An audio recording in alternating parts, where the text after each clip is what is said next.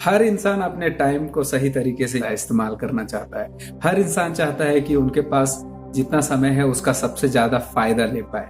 लेकिन क्या आपको लगता है कि हर इंसान ऐसा कर पाता है? क्या आप और हम ऐसा कर पाते हैं? नहीं। कई बार ये होता है कि हमारे पास बहुत सारे समय होता है और एनर्जी नहीं होती काम करने के लिए। आपको क्या ऐसा नहीं लगता है? मैंने अक्सर ये पाया है कि मेरे पास बहुत सारे काम हैं और समय भी काफी बचा हुआ है, लेकिन काम करने के लिए एनर्जी नहीं, तो भी वो समय बर्बाद चला जाता है और काम नहीं होता है।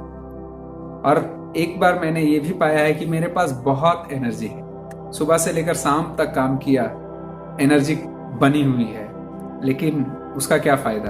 फिर काम करने के लिए समय ही नहीं बचा। ऐसा भी होता है, आपके साथ भी होता होगा। हम में से हर एक इंसान के साथ ऐसा होता है। और कई बार जाने अनजाने हम ऐसे कामों में अपना समय लगाते हैं जो हमारे लिए प्रोडक्टिव भी नहीं होते हैं, हमारे लिए जरूरी भी नहीं होता है।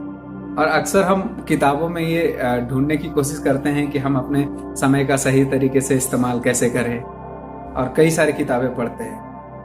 ये मैंने भी किया और मैंने ये पाया एक स्ट्रैटेजी जिसमें कि आप सही तरीके से अपने समय को भी इस्तेमाल कर पाते हैं, आपकी एनर्जी भी वेस्ट नहीं होती है, और हर काम को जो मैं चाहता हूं वो सही तरीके से पूरा कर पाता हूं।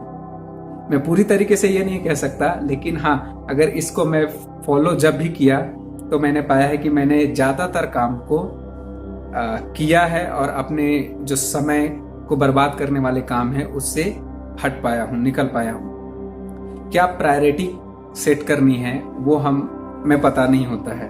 तो इसके लिए वॉरेन बफेट की एक स्ट्रैटेजी है 25/5 स्ट्रैटेजी। ये स्ट्रैटेजी में वो बताते हैं कि आप 25 चीजों की लिस्ट बनाएं जिसे आप लाइफ में अचीव करना ही चाहते हैं, जिसे आप किसी भी हाल में अचीव करना चाहते हैं। दूसरे स्टेप में आपको क्या करना है, आपको उन 25 लिस्ट में से वो 5 चीजों की लिस्ट बनानी है। यानी कि वो 25 लिस्ट जो बनाया है उसमें से 5 ऐसी चीजों को छांटना है जिसे आप हर हाल में अचीव करना चाहते हैं। हर हाल में आपको वो करना ही करना है।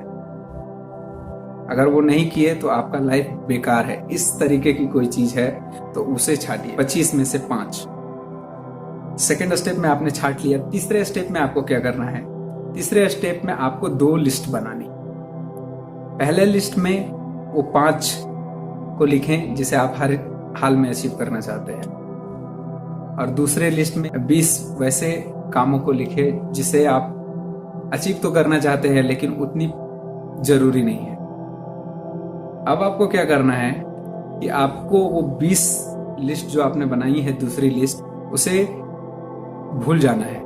उसमें जो भी लिखा है आपको सारा एनर्जी और एफर्ट वो 5 चीजें जो आपने लिखी है उस पे लगाना है।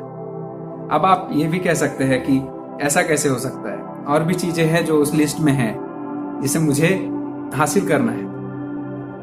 हो सकता है वो जरूरी हो, लेकिन आप ये कर सकते हैं कि पहले प्रायोरिटी ये 5 चीजों को दें और बाद में आप उन 20 चीजों को धीरे धीरे ये 5 वाली लिस्ट में शामिल करते जाएं। इससे आप अपने समय का भी सही तरीके से इस्तेमाल कर पाएंगे और आपकी एनर्जी भी बची हुई रहेगी।